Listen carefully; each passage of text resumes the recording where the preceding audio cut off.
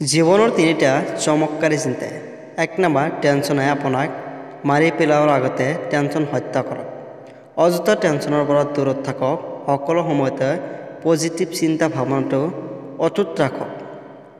২ number, লক্ষ্যই আপোনাক ঘৰ মাৰি দিয়াৰ আগতে আপুনি লক্ষ্যত উপনীত হওক। কেৱল ভাবি ভাবি জীৱন পাৰ নকৰিব।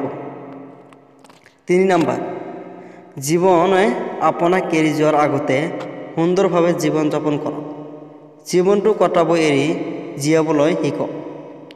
খুচুৰা পইচাৰ শব্দ সকলো সময়তে বেছি হয়, কিন্তু বেছি টকাৰ নোটৰ কোনো শব্দই নাই। সেয়ে সকলোৱে নিজৰ মূল্যৰ কথা কম কওক। সময়ে আপোনাৰ মূল্য সময়ত সকলোকে বুজাই দিব। যিজনে আপোনাৰ কাষত আহি আনৰ নিন্দা কৰিব, তেওঁ আনৰ আগত আপোনাৰ নিন্দা কৰিব। সেয়ে এনেকুৱা মানুহৰ পৰা নিজকে যিমান পাৰে দূৰত ৰাখিব। চৰিত্ৰহীন স্বামীৰ লগত ৰাজপ্ৰসাদত থকাতকৈ দুখীয়া আদৰ্শৱান স্বামীৰ লগত ভঙা ঘৰত থকাটো বহুতো সুখৰ। জীৱনত মানি ল'বলৈ শিকক। জিকিলে আপুনি নেতৃত্ব কৰিব আৰু হাৰিলে আনক সঠিক পথ দেখুৱাব পাৰিব। এই স্বাৰ্থপৰ পৃথিৱীত এতিয়া ভাল বেয়া বুলি একোৱেই নাই। আপুনি যাৰ মন ৰাখিব পাৰিব তেওঁৰ বাবে ভাল, আৰু যাৰ মন ৰাখিব নোৱাৰে তেওঁৰ বাবে বেয়া। জীৱনত যি বিচাৰিছে সেই সকলোবোৰ আপুনি এদিন পাব। কেৱল সৎ পথত থাকক আৰু কাৰো একো ক্ষতি নকৰাকৈ আগবাঢ়ি যাওক। কষ্ট পালেই ভালপোৱা জানো হেৰাই নাযায়? এইটো কেতিয়াও হ'ব নোৱাৰে। যিজনে আপোনাক হৃদয়ৰ পৰা ভাল পাব জানে তেওঁ হাজাৰ কষ্টৰ মাজতো আপোনাক ভাল পাবই।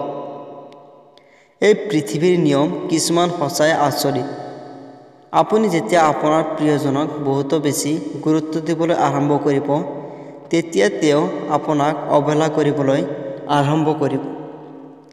যদি আপোনাৰ প্ৰিয়জনে আপোনাক অৱহেলা কৰিবলৈ আৰম্ভ কৰে, তেওঁক কথা কোৱাৰ বাৰে বাৰে অনুৰোধ কৰাৰ কোনো প্ৰয়োজনেই নাই।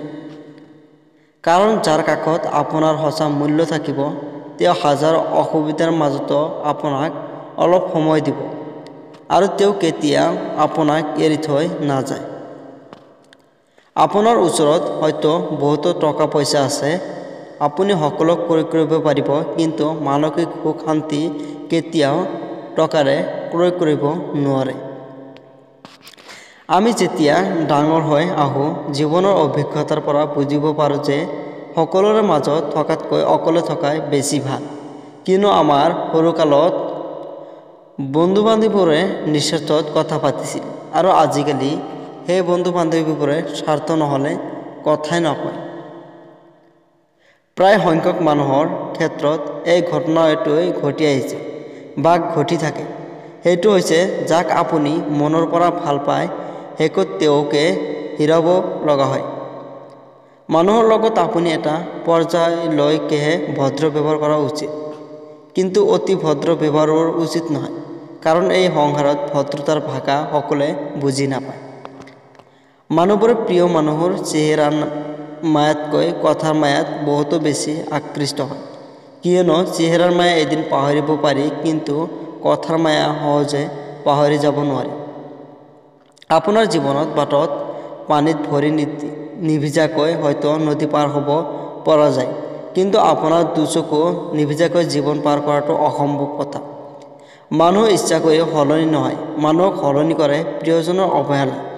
অতীতৰ স্মৃতিবোৰ আপোনাৰ মানুহৰ ব্যৱহাৰ, নিজৰ পৰিস্থিতি আৰু সময়ে মানুহক সলনি হ'বলৈ বাধ্য কৰে। স্বাৰ্থপৰ মানুহবোৰে আজিকালি সুখী মানুহ, বাকীবোৰ কেৱল আনক সুখী ৰাখে। আজিকালিৰ মানুহবোৰ যে কেনেকুৱা হৈ গৈছে, এতিয়া প্ৰিয়জনৰ অবিহনে এখোজ নিদিয়াৰ পিছত সেই প্ৰিয়জনকে কিমান যে নিৰ্যাতন কৰে। হেৰুৱাবৰ যন্ত্ৰণা কেৱল তেওঁহে বুজিব পাৰে যিয়ে নিজৰ প্ৰিয় মানুহজনক হেৰুৱাইছে। ভালপোৱাৰ মাজত কাজিয়া হ'বই, কিন্তু কাজিয়াৰ মাজত যদি দুয়োজনৰ মিল হয় তেন্তে সেইটো হৈছে সঁচা ভালপোৱা। এজন সৎ আৰু মহান মানুহক সমালোচনা কৰাটো খুবেই সহজ, কিন্তু তেওঁলোকৰ দৰে হোৱাটো বহুতো কঠিন। কাঁইটৰ পৰা বাচিবলৈ যিদৰে ভৰিত জোতা পিন্ধা উচিত, গোটেই পৃথিৱীত কাৰ্পেট পাৰিবলৈ প্ৰয়োজন নাই। ঠিক তেনেদৰে আপুনি যদি শান্তি বিচাৰে তেনেহ'লে নিজকে সলনি কৰিবলৈ চেষ্টা কৰক, আনক নহয়। কথা ক'বলৈ যিখিনি যোগ্যতা লাগে, নীৰৱতা অৱলম্বন কৰিবলৈ তাতকৈ বহুতো বেছি যোগ্যতা লাগে। কোনোবাই যদি অলপতে কান্দি দিয়ে, তাৰ মানে তেওঁ কোমল হৃদয়ৰ। কোনোবাই যদি সৰু সৰু কথাতে বহুতো বেছি খং কৰে, তাৰ অৰ্থ তেওঁক ভাল পোৱাৰ দৰকাৰ আছে। কোনোবাই যদি অস্বাভাৱিকভাৱে খাদ্য গ্ৰহণ কৰে, তেন্তে তেওঁ কিবা নহয় কিবা এটা মানসিক চাপত আছে। কোনোবাই যদি বেছি কথা নকয় কিন্তু যিমানখিনি কয় খুব খৰকৈ কয়, তেন্তে নিশ্চয় কিবা এটা গোপনে ৰাখিব বিচাৰিছে। যিজনে কান্দিব নোৱাৰে তেওঁ হৈছে দুৰ্বল প্ৰকৃতি। কোনোবাই যদি অতিৰিক্ত শুই থাকে, তেন্তে তেওঁ জীৱনত আগবাঢ়িব নোৱাৰে। মনোবিজ্ঞানীসকলৰ মতে কোনোবাই যদি তুচ্ছ বিষয় এটাতো যদি বহুতো হাঁহে, তেন্তে তেওঁৰ ভিতৰে খুবেই অকলশৰীয়া। অৱহেলাৰ পৰা আপুনি এই দুটা কথা নিশ্চয়কৈ শিকিব পাৰিব। 1 নম্বৰ, অৱহেলাই মানুহৰ জ্ঞানৰ লগত শক্তি বৃদ্ধি কৰে।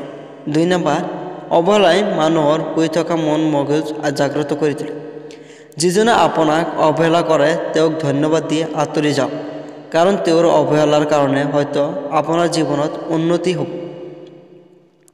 এই পৃথিৱীত জোৰ কৰি একো পাব নোৱাৰে আৰু ভাগ্য থাকিলে সেইটো আনে কাঢ়িব ল'ব নোৱাৰে। দেখাত সুন্দৰ বহুতো পোৱা যাব, কিন্তু যাৰ মনটো সুন্দৰ তেওঁক কিন্তু ভাগ্যতহে পোৱা যাব। অতিৰিক্ত আপোন হ'ব গ'লে আপুনি কষ্টৰ বাহিৰে একো নাপাব। ভগৱানে সকলোকে সকলোবোৰ নিদিয়ে। হয়তো কাৰোবাক তেওঁ সকলো দি ভাগ্যৰ পৰীক্ষা লয় আৰু কাৰোবাক একো নিদিয়াকৈ ধৈৰ্যৰ পৰীক্ষা লয়। যিকোনো সম্পৰ্কৰ পাছত হৈছে বিশ্বাস। মানুহৰ বাচি থকাটো হৈছে স্বাভাৱিক, মৰি যোৱাটো হৈছে অস্বাভাৱিক। আজি হয়তো আপোনাৰ সময় বেয়া চলিছে, কিন্তু গোটেই জীৱনত নাথাকে। সেয়ে আজি আপুনি যাক লয় তেওঁক কিন্তু গোটেই জীৱনত মনত ৰাখিব। Thanks for watching.